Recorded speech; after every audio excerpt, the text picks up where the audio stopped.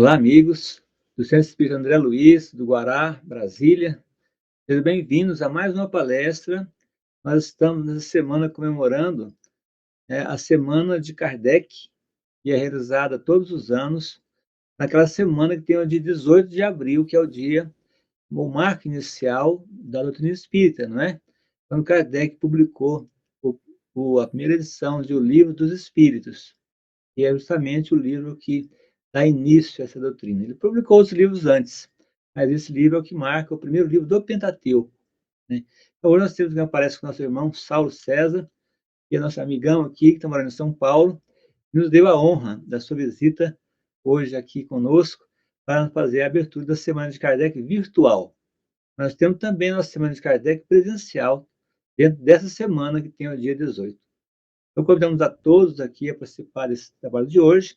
Vamos fazer, então, uma prece inicial para passar a palavra, assim, para o nosso palestrante de hoje, para aproveitar o máximo possível que ele vem nos trazer. Então, vamos, nesse momento, agradecer a Deus por mais um encontro, mais uma Semana de Kardec, nossa 27ª Semana de Kardec.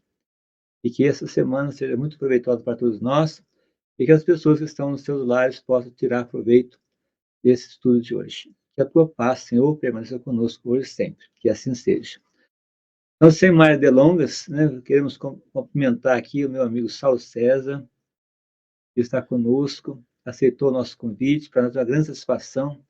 E hoje ele vai apresentar o tema.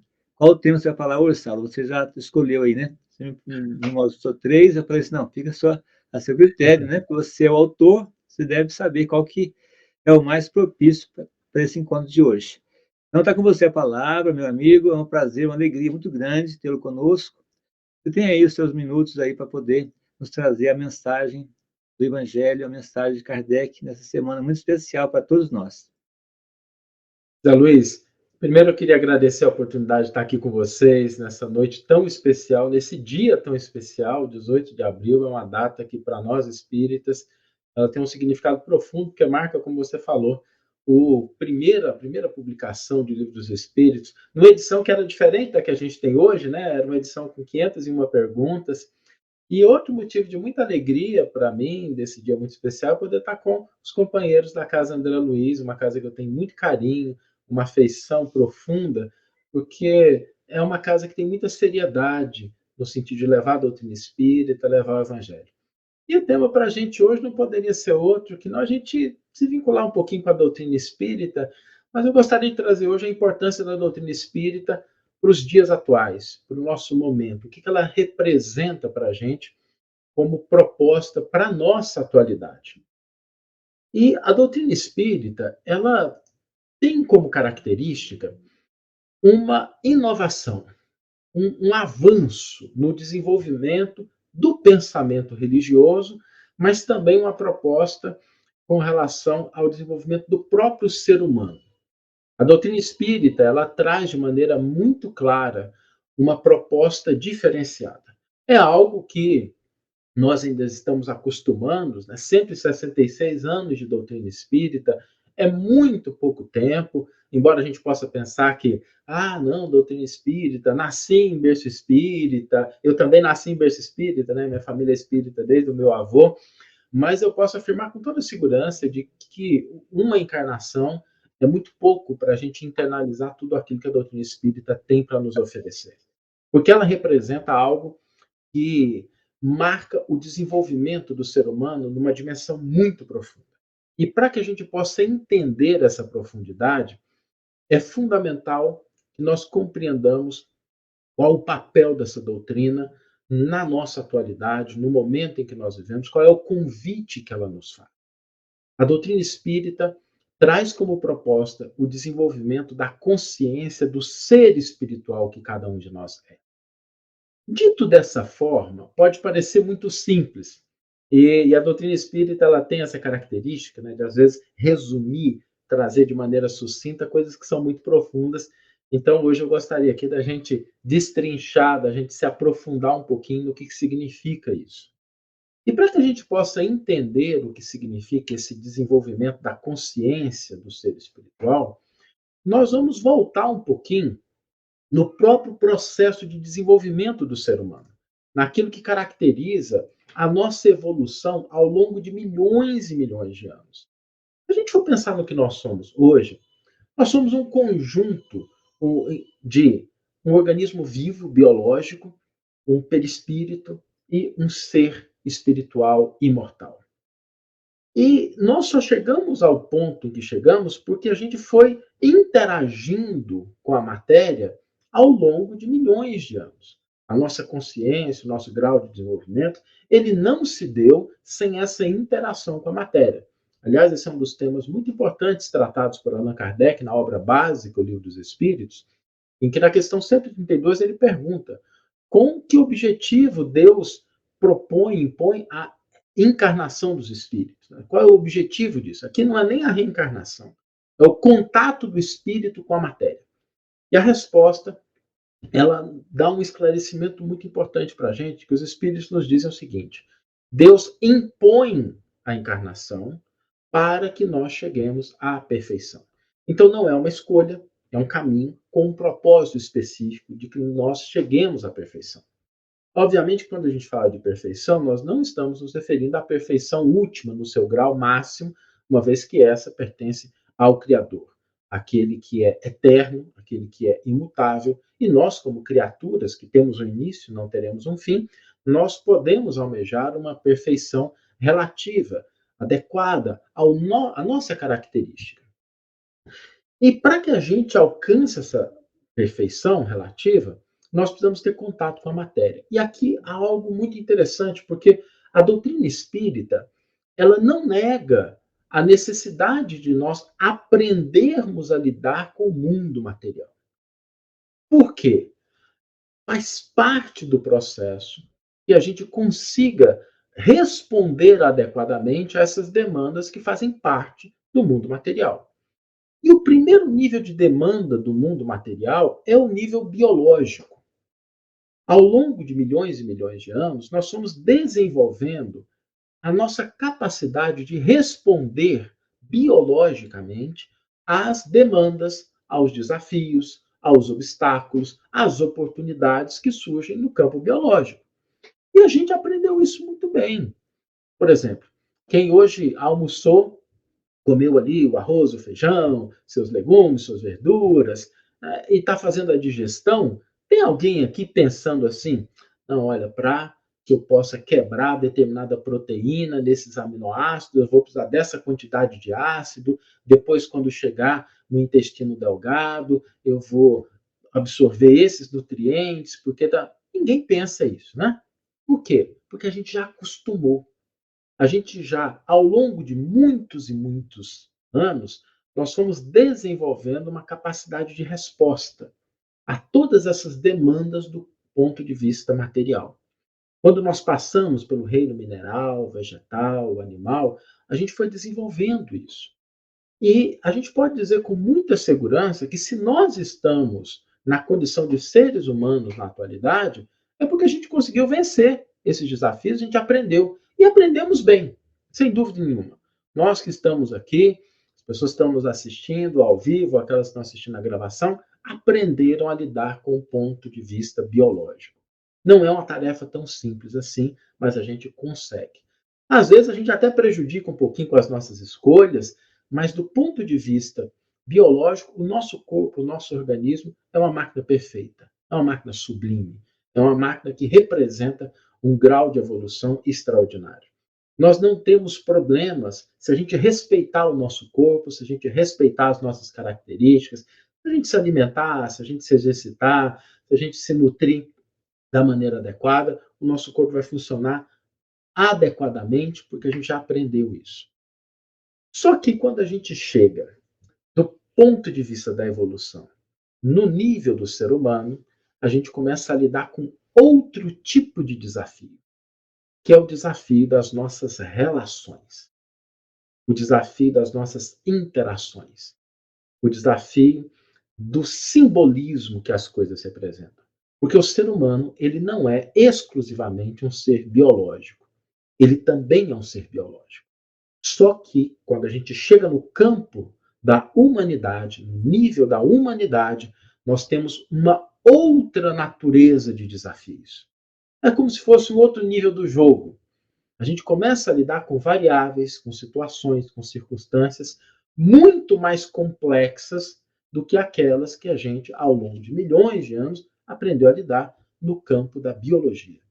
A gente precisa aprender a lidar com as nossas interações, com as outras pessoas, com os nossos pensamentos, com a nossa memória, com as nossas expectativas.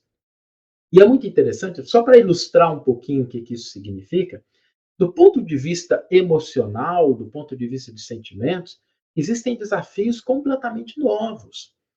E que, do ponto de vista biológico, a gente sabe responder, mas quando a gente chega no campo simbólico das nossas relações, às vezes a gente complica um pouco as coisas. Por exemplo, se a gente pegar um cachorrinho, quem tem cachorrinho em casa, aí vai entender muito bem. Eu tenho dois pequenininhos aqui, aliás, se ouvir algum latido aí, não estranhe não, porque os meus são assim, bem nervosinhos. Eu não sei se vocês se lembram daquele personagem do Taz, o demônio da Tasmânia. Pois é, foi aluno dos meus cachorrinhos, e os meus são professores perto dele. Mas o cachorrinho, quando a gente chega, ele nos recebe com alegria, com entusiasmo, com afeto. Se a gente sai, ele fica triste. Se a gente sair e voltar daí a 5 minutos, ele vai nos receber com a mesma alegria.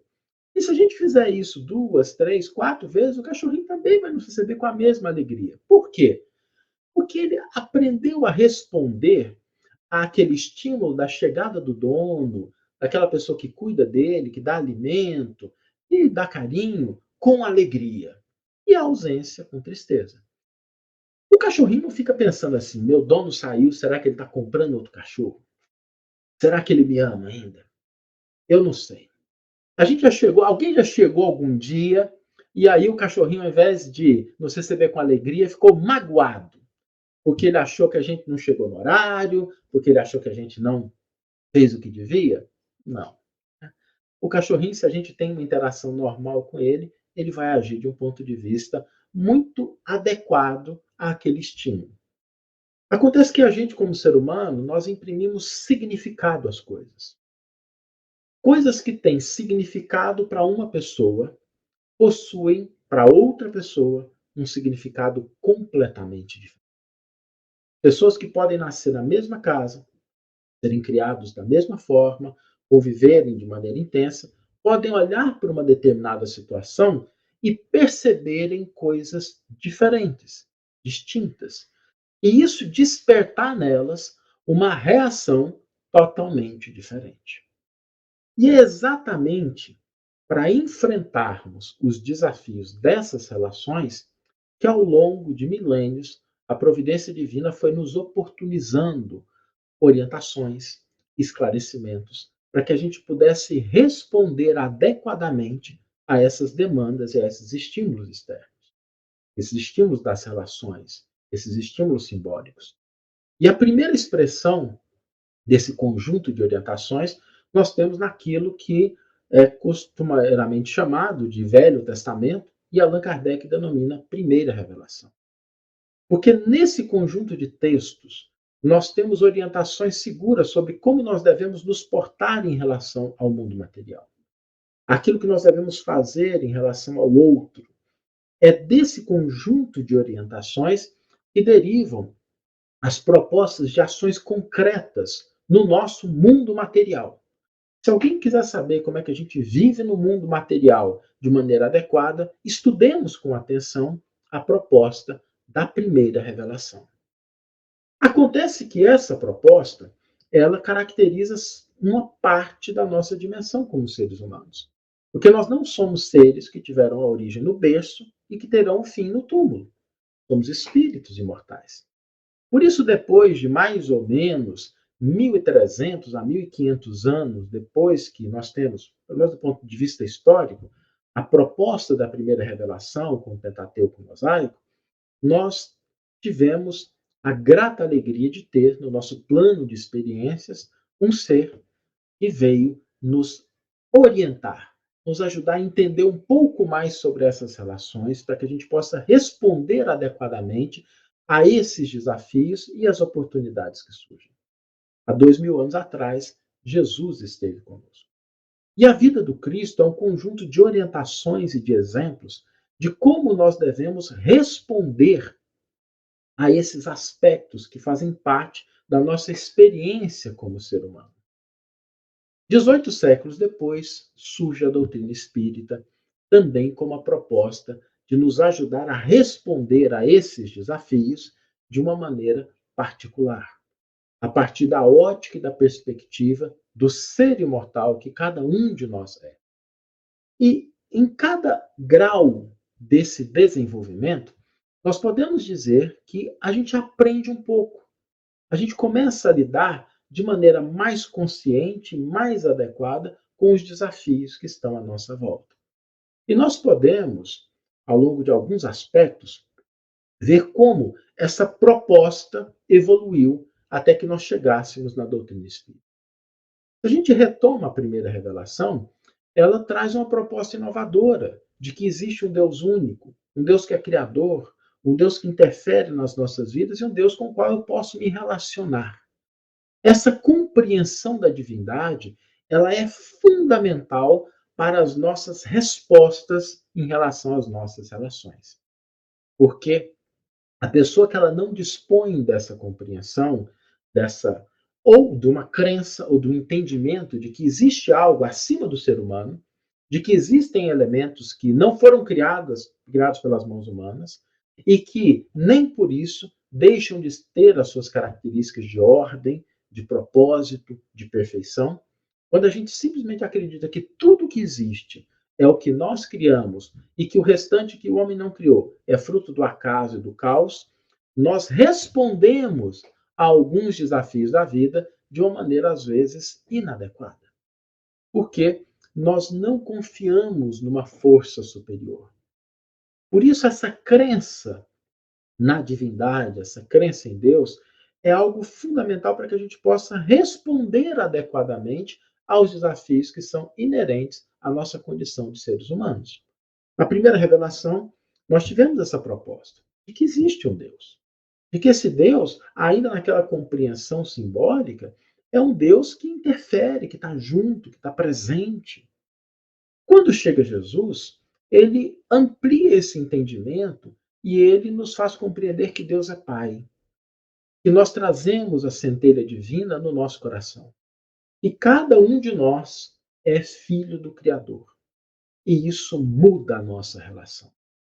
Porque na primeira revelação, a gente poderia até equivocadamente ter uma compreensão de que existem alguns que são favorecidos, enquanto outros são prestigiados.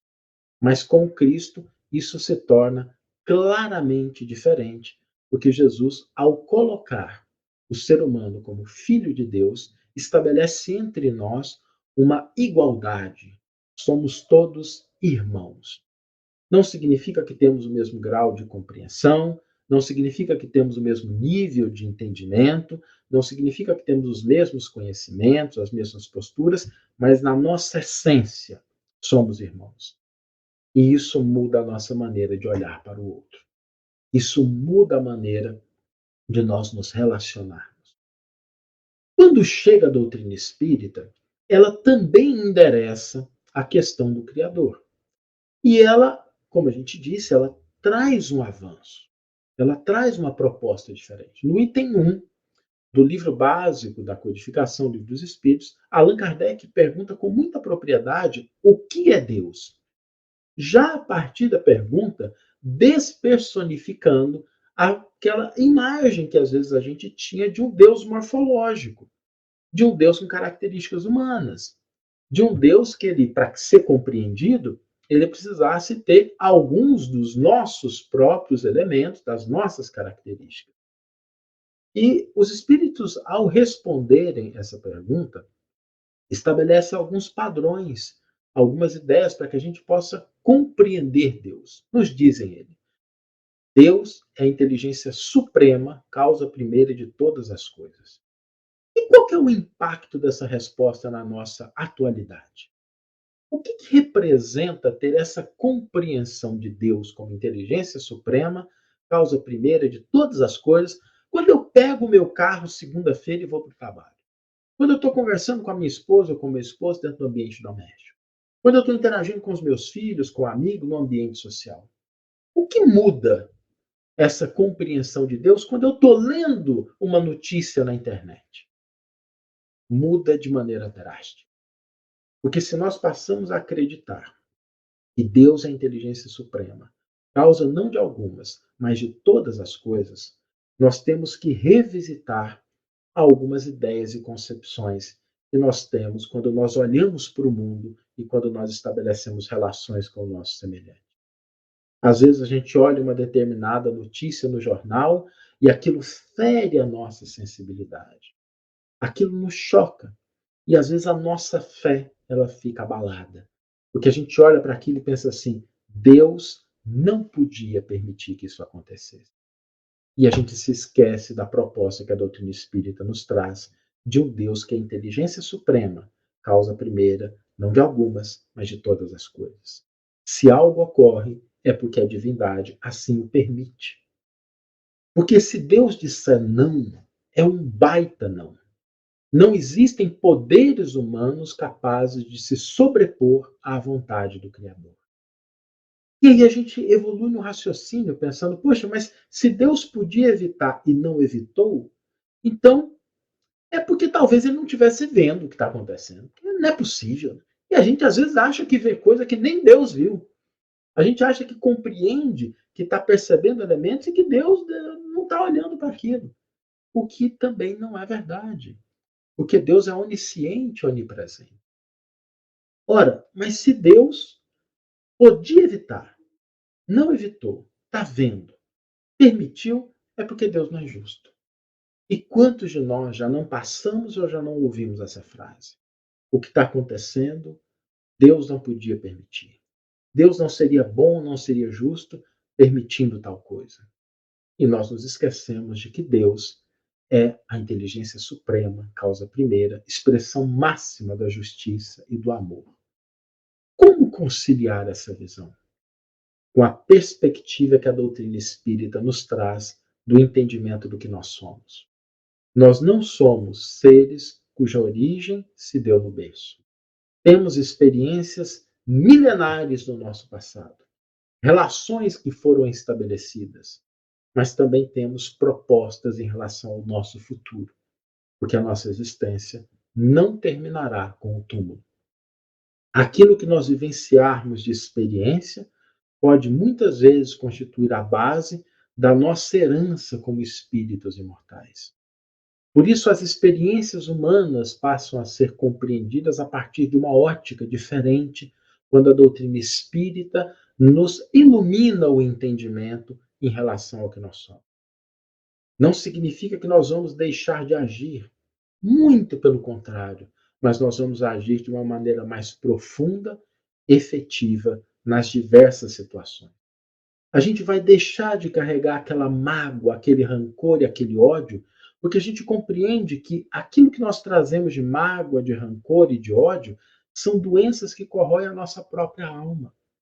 São males que nós não fazemos ao outro, mas que nós fazemos a nós mesmos. Porque nós vamos perdendo a possibilidade de ter experiências positivas quando nós cultivamos na nossa mente, no nosso coração, o rancor e a mágoa. Quantas vezes a gente, por não estar de bom humor num determinado dia, ou porque alguém nos fez uma coisa que foi injusto do nosso ponto de vista, que é ruim efetivamente, mas a gente não consegue delimitar aquela experiência e a gente carrega aquilo conosco como alguém que carregasse uma pedra muito pesada e por isso se deslocasse de maneira mais difícil, quando poderíamos simplesmente deixar de carregar a mágoa, deixar de carregar o rancor, para que a gente se liberte na direção de novas experiências. Nós compreendemos que muito daquilo que acontece na atualidade representa alguns aspectos. Aquilo que pode ser fruto das nossas escolhas nessa vida. E por isso Allan Kardec nos orientava a buscar a causa do nosso sofrimento, primeiramente nas nossas experiências atuais. Mas quando a gente não encontra a causa nas experiências da nossa vida atual, nós podemos sim voltar ao nosso passado. E muitas vezes encontraremos aí, em outras existências, a origem daquelas situações que à primeira vista parecem incompreensíveis. Às vezes uma pessoa dentro do nosso próprio lar, debaixo do mesmo teto, que nutre uma antipatia gratuita. Aquilo foi algo que nós fizemos no passado. A gente deu causa àquela relação conflituosa e nessa vida nós temos a oportunidade, através da bênção do esquecimento, de reparar e de reajustar. De ofertar ao outro agora o que nós não fomos capazes de ofertar em outra existência. Significa que o outro vai receber de bom grado? Nem sempre. Às vezes sim, às vezes não.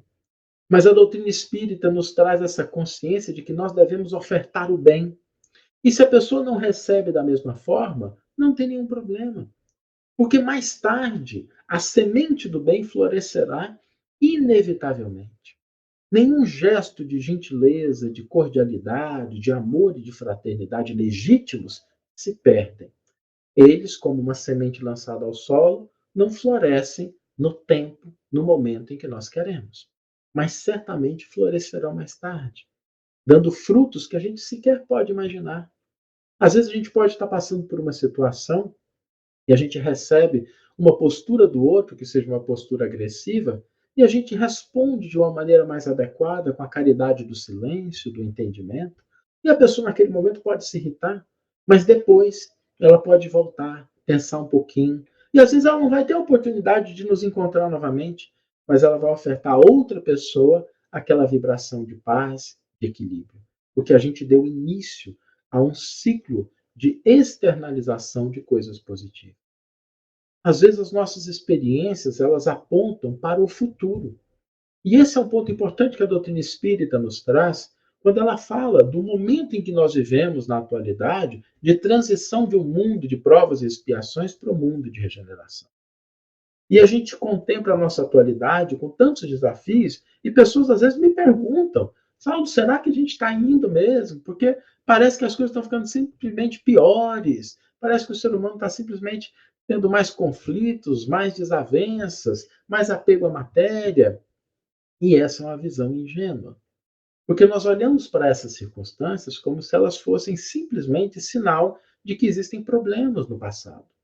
E a gente esquece de que muitas circunstâncias que nos cercam são provas, são oportunidades de avaliação daquilo que nós conquistamos no nosso entendimento, para que a gente converta em sentimento e ações em relação ao nosso próximo. Quando a gente está num ambiente de trabalho, num ambiente social, na nossa família, e de repente surge uma situação que a gente não esperava, uma situação que às vezes nos fere, nós podemos ter aí não o resultado daquilo que a gente fez de ruim em outra encarnação, mas também pode ser um convite à avaliação dos nossos valores. Porque às vezes é muito fácil a gente ser pacífico, cauteloso, calmo, cordato, quando as coisas vão bem. Agora, o teste efetivo surge quando alguém pisa no nosso calo, quando alguém nos ofende, quando alguém nos agride. E aí nós entendemos as palavras do Cristo quando nos diz: se amardes somente os que vos amam, que de especial fazeis? Não procedem da mesma forma os publicanos e os pecadores? E Jesus nos convida a amar os nossos inimigos. E com a doutrina espírita, nós entendemos o porquê dessa proposta, às vezes complexa, às vezes difícil de entender do Cristo. Porque nós temos nos nossos adversários, às vezes, professores gratuitos, que nos ensinam valores que de outra forma a gente não aprenderia. Nos ensinam a cultivar a paciência, a tolerância, a ação correta, sem resvalarmos na conivência, sem resvalarmos na negligência.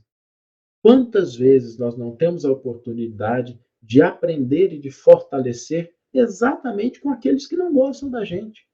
Porque os amigos, às vezes, nem falam dos nossos defeitos. Está tudo bem, não tem um probleminha ali, releva, mas quando chega alguém que não gosta muito, não tem nenhum prurido. Aponta o dedo e fala assim: olha, isso aqui não está bom, isso aqui você não fez. E a gente tem duas alternativas. A gente pode responder de maneira inadequada, revidando, dizendo: ah, você está falando de mim, mas você também tem isso. A gente pode responder de uma maneira adequada e avaliando se aquela observação tem algum sentido. Se ela tiver, temos a oportunidade de melhorar. Se ela não tiver, guardemos o silêncio e não revidemos, a fim de que nós não cometamos o mesmo erro que a gente às vezes está percebendo no outro. A doutrina espírita também nos mostra que os nossos inimigos, aqueles que não gostam de nós, os nossos adversários, têm uma história também como seres imortais. E por isso é importante que nós aprendamos a cultivar, a nos portar diante dessas situações, reconhecendo que o outro também é um ser imortal. Ele também chegará à perfeição. Ele também chegará ao estágio do espírito puro.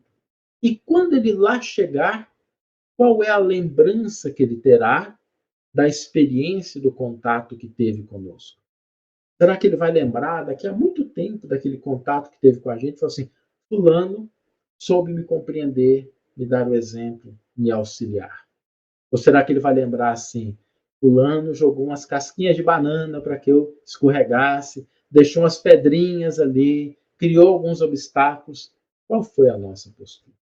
Como é que a gente pode, de fato, compreender o impacto que nós temos em cada uma dessas relações que nós temos, até com os nossos adversários, até com aqueles que não gostam de nós? Por isso Jesus dizia: reconcilia-te com o teu adversário enquanto estás a caminho com ele. Para que nós possamos ter uma postura e uma resposta, compreendendo que somos seres imortais e que o outro também não é. Que a morte, como diz Kardec, não nos livra da convivência daqueles nossos desafetos. Só muda a relação de patamar. Porque a pessoa, mesmo se ela morrer, se ela desencarnar, e ela nutrir por nós um desafeto, um ódio, vai ser um adversário do plano espiritual. E até nesse ponto a doutrina espírita nos mostra como nós podemos reagir adequadamente. Como nós podemos, de fato, lidar com esses espíritos que muitas vezes querem o nosso mal por conta, às vezes, de ignorância, de incompreensão ou do que nós fizemos. É quando eles observam a nossa conduta, a nossa transformação moral.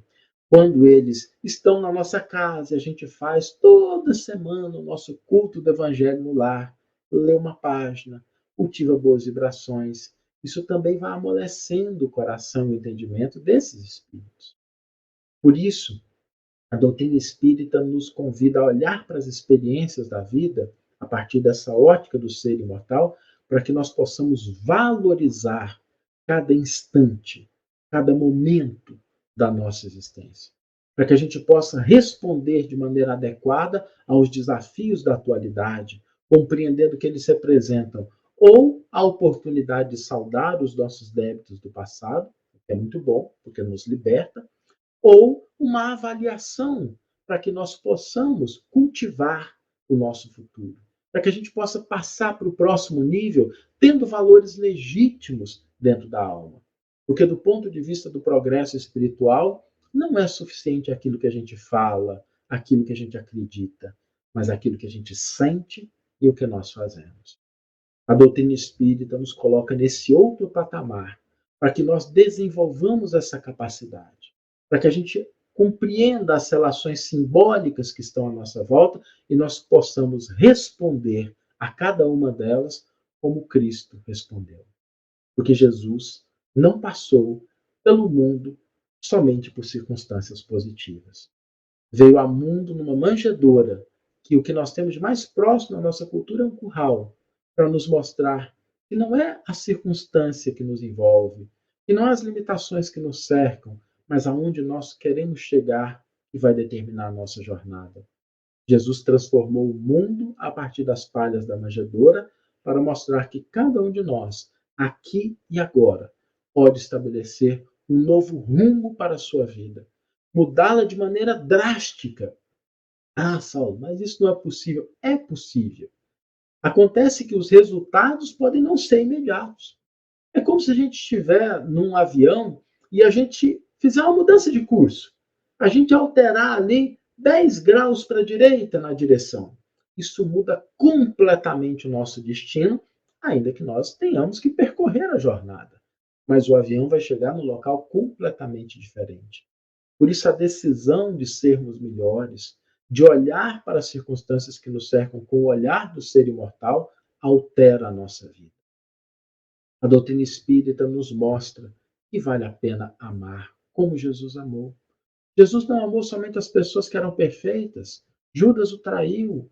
Pedro negou Jesus mesmo depois de ter sido avisado. Maria de Magdala vinha de uma vida dissoluta e ele acolheu a todos. Não era conivente com o erro, mas era profundamente amoroso em relação àquele que agia de maneira inadequada, porque reconhecia no outro não o que ele era, mas o que ele seria um dia. Jesus despediu-se da cruz, pedindo a Pai perdão para os seus algozes, nos mostrando que é impossível ascender espiritualmente sem a capacidade de perdoar.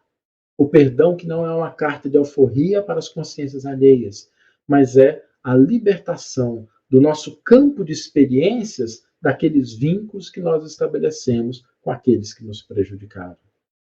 A doutrina espírita nos coloca em posição de sermos seres humanos completos, de internalizarmos no nosso íntimo as respostas adequadas aos desafios da vida, cultivando o amor e a fraternidade em todas as circunstâncias. Não pela ingenuidade, mas pela convicção, pela certeza de que somos seres imortais. E os nossos atos, os nossos pensamentos, os nossos sentimentos são sementes que espalhamos pelo mundo e que mais tarde trarão os frutos de acordo com a sua natureza, para alimentar a nossa alma no caminho do aperfeiçoamento, do crescimento. A doutrina espírita, ao completar 166 anos, permanece como sendo um letreiro a nos convidar a amar, a agir de maneira adequada, até que chegue o dia em que nós possamos internalizar no campo simbólico das nossas relações, do significado, as respostas tão naturais, como a gente já sabe do ponto de vista biológico, a amar instintivamente, a aconselhar, a orientar, a auxiliar, a servir e a transformar o mundo pela nossa conduta, pelas nossas escolhas. É um desafio difícil, é uma grande jornada, mas com a doutrina espírita nós já temos o mapa, o farol e o exemplo. Que nós possamos, nessa data, agradecer a oportunidade de compreender essa doutrina bendita que nos aponta o caminho da felicidade. E assim eu encerro a nossa breve contribuição, desejando a todos uma boa noite, para aqueles que estão assistindo ao vivo, ou uma boa manhã, uma boa tarde, e que nós possamos nos irmanar nessa semana tão especial de Kardec, lembrando a contribuição desse benfeitor para a nossa felicidade, para o nosso crescimento. Bom, gente, acho que foi uma palestra maravilhosa, né? Lembrando essa semana de Kardec, lembrando que o Espiritismo, né, que vem nos trazer aqui essa mensagem maravilhosa, a vida futura, né, Saulo? Que a gente, depois de conhecer a vida futura, nós temos um outro ponto de vista diferente, né? Da gente pensar a vida. E que é muito alentador para a gente também, né? É consolador para a gente também. Obrigado, meu amigo, foi excelente. Agradecemos demais você por estar conosco aqui mais uma vez, brilhantando a nossa semana. Pena você não poder estar com a gente aqui presencial, né, também, para poder nos ajudar na semana de Kardec. São 27 anos, são 28, na verdade, que teve um ano que não teve. Então, mas aí a gente está aí firme, aí, forte, cada vez mais. Vamos chegar lá na 100ª semana de Kardec. Com certeza. Então, pois é, meu amigo, muito obrigado. Um abraço na Larissa, nos filhos aí. Vamos fazer nossa peça de encerramento, pedindo para você também, vibrando para você. Estou vendo aqui lá no fundo, lá da sua imagem aí, os livros, né? O Evangelho por Emmanuel. Ah, Nós, pois é, muito bom. A gente tem utilizado bastante, né, no Evangelho Rede Vivo. Nós estamos já naquele projeto piloto, já estudando Atos dos Apóstolos. que beleza. Usando a sua obra, essa obra de autoria sua aí, né, essa compilação tão importante para a gente aí. Agradecendo a Obrigado. você também, outras obras que eu sei que você tem também. Então, vamos fazer encerramento. Agora, agradecendo a Deus por mais essa oportunidade. Lembrando que nós temos toda essa semana aí na Semana de Kardec presencial, e também sexta-feira teremos mais uma palestra virtual dentro da Semana de Kardec. Jesus nos abençoe, nos ilumine, ilumine a nossa casa André Luiz, que está ali ajudando, auxiliando, recebendo as pessoas que vão lá buscar o pão, o cobertor, ou até mesmo a palavra amiga, e principalmente, né, a doutrina espírita, que é tão importante nas nossas vidas. Jesus nos abençoe sempre e conosco, Senhor. Que assim seja, graças a Deus.